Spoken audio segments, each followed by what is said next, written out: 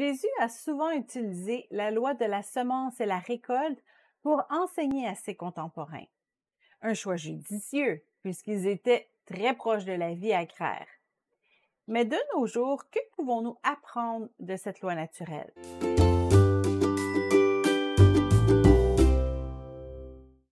La parabole du semeur nous démontre que la semence est la même pour tout le monde, mais la condition de la terre de notre cœur fait la différence. C'est en prenant soin de notre cœur, en surveillant aussi la croissance de notre semence, que nous pourrons voir des résultats. En d'autres mots, ce que nous cultivons, ce que nous prenons soin, va produire un fruit. À l'inverse, ce que nous négligeons ne fera que dépérir. C'est ce que nous observons facilement lorsqu'il est question de notre santé physique, par exemple.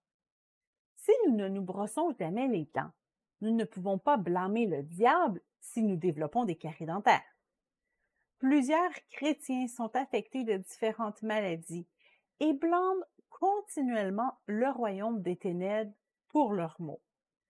Ce n'est pas Dieu qui envoie les maladies, mais est-ce toujours l'ennemi? Pas nécessairement. Parfois, les maladies peuvent être le résultat d'une négligence de notre part. Il est possible que l'ennemi attaque notre corps et dans ce cas, nous devons combattre avec toutes les armes du chrétien. Mais si nous sommes malades parce que nous avons négligé notre santé, avant de combattre, il nous faut d'abord nous repentir et faire des changements dans nos habitudes de vie. Il en va de même pour notre relation avec Dieu. Nous devons prendre le temps de la cultiver. Nous ne pouvons pas nous plaindre de ne pas entendre la voix de Dieu ou que nous ne voyons pas sa puissance à l'œuvre dans notre vie si nous négligeons notre communion avec lui. Assister à un culte religieux le dimanche matin n'est pas suffisant. C'est un bon point de départ. Nous y recevons certainement une semence, mais nous devons ensuite continuer à la cultiver. Nous devons poursuivre la présence de Dieu tous les jours de notre vie par la prière, la louange et l'étude de la Bible. Et puisque nous nous adressons ici à des célibataires, sachez que cette loi naturelle s'applique aussi au célibat. Eh oui, nous devons le cultiver, nous devons en prendre soin. Si nous désirons nous marier, nous avons des pas à faire pour nous préparer à cette éventualité. Adam est le seul homme dans la Bible où Dieu est intervenu lui-même pour lui donner sa tendre moitié. Toutes les autres histoires d'amour dans la Bible ont demandé quelques actions de la part de l'homme ou de la femme, ou de leurs parents.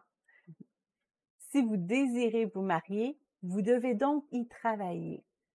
Il faut bien sûr garder un équilibre et ne pas devenir obsédé dans nos démarches. Il faut suivre les conseils de Dieu pour notre vie. Peut-être que tout ce qui vous empêche de vous marier en ce moment est votre orgueil légendaire. Alors, travailler à votre célibat signifie donc de laisser Dieu transformer votre caractère. Peut-être que ce qui vous empêche d'entrer en relation est une blessure profonde. Et dans ce cas, cultiver votre célibat signifie de chercher la guérison de votre cœur. Peut-être avez-vous abandonné votre rêve d'épouser un homme en feu pour Dieu et vous avez commencé à faire des compromis dangereux. Refusez le découragement et cultivez. Prenez soin de vos rêves. Cultiver votre célibat, c'est de refuser de se laisser aller spirituellement, physiquement, émotionnellement, financièrement, etc. Demandez à Dieu ce que vous devez abandonner, améliorer ou vous repentir pour devenir un époux ou une épouse potentielle. Si à l'opposé, vous sentez que Dieu vous a donné le don de célibat et vous ne désirez pas vous marier, vous aurez aussi besoin de cultiver votre indépendance de corps, d'âme et d'esprit.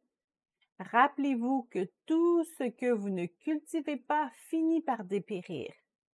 Celui qui est fidèle dans les moindres choses l'est aussi dans les grandes, et celui qui est injuste dans les moindres choses l'est aussi dans les grandes. Luc 16, 10. Et tout comme il faut cultiver ce que nous désirons récolter, il nous faut aussi réaliser qu'il est impossible de tout avoir. Il faut faire des choix et les assumer, c'est-à-dire ne pas se condamner pour ce que nous devons laisser aller. Il y a peut-être un passe-temps que vous devrez abandonner parce qu'il vous empêche de dévouer vos énergies sur d'autres domaines plus importants. Vous devrez peut-être laisser s'évanouir certaines amitiés. Elles ne sont pas nécessairement mauvaises, mais avoir trop d'amis peut parfois être néfaste. Celui qui a beaucoup d'amis les a pour son malheur, mais il est tel ami plus attaché qu'un frère. Proverbe 18, 24. Prenez un temps pour réfléchir. Vous ne pouvez pas tout cultiver, alors qu'allez-vous choisir? Investissez votre temps et votre énergie à poursuivre ce que vous désirez voir se réaliser.